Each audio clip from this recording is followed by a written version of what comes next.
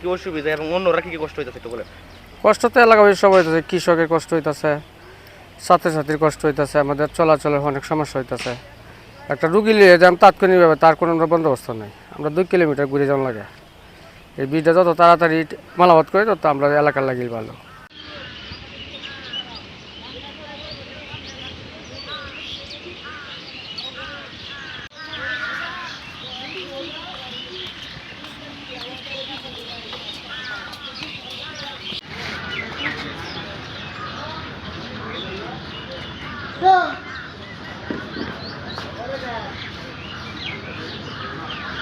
তো 9 তারিখ দিবাগত রাতে সম্ভবত একটি পাথর বোঝাই ট্রাক আমাদের এই হোসেনপুর বেইলি ব্রিজের উপর আনুমানিক রাত 2টা বা 2:30টার সময় ওঠার ফলে ব্রিজটি একদিকে হেলে গেছে। তৎপরিপ্রেক্ষিতে আমরা পরের দিন অর্থাৎ 10 তারিখে আমরা সরেজমিন পরিদর্শন করি এবং পরিদর্শনের পর যেহেতু একদিকে হেলে গেছে এটা এখন কোনোভাবেই চলাচলের উপযোগী নয়, এজন্য আমরা বাঁশ দিয়ে এবং লাল নিশানা টাঙিয়ে দিয়েছি। এবং একই সাথে আমাদের এই বেইলি ব্রিজটা এটা আমাদের সড়ক বিভাগ কিশোরগঞ্জের আওতাধীন। আমাদের উপজেলা নির্বাহী অফিসার স্যার অলরেডি কথা বলছেন, আমিও কথা বলছি পৌর প্রশাসক হিসেবে। তাদের ইঞ্জিনিয়ারিং টিম এসে এটা সরেজমিন পরিদর্শন করছেন এবং তারা বলছেন যে এটার বিষয়ে পরবর্তী প্রয়োজনীয় কার্যক্রম দ্রুত গ্রহণ করবেন। ধন্যবাদ।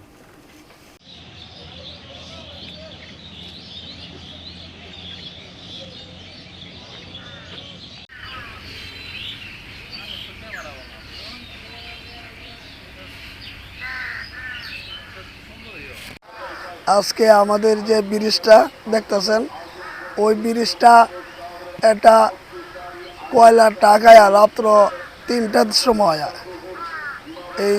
এটার উপর যাওয়ার চেষ্টা করছিল, তখন এই ব্রিজটা ডাবে উঠছে না। এই ডাবাতে এখন আমাদের বিরাট একটা দুর্ভোগ সৃষ্টি হয়েছে। এই দুর্ভোগটা আমাদের এলাকার মানুষ আসতে পারে না। এলাকার মানুষ কোনো মালামাল লয়ে আবার অনেক কষ্ট, বহুত ঘুরি আউন লাগে।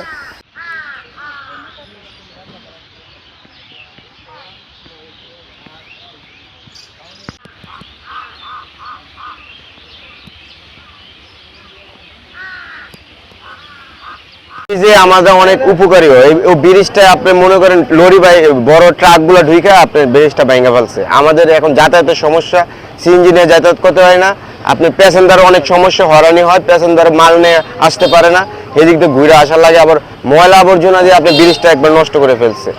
এখন দ্রুতভাবে আমাদের ব্রিজটা কি এই সরকারের কাছে আবেদন মানে ভালো করে তাড়াতাড়ি করে দেওয়া উচিত করুক আর কি। শরীফ।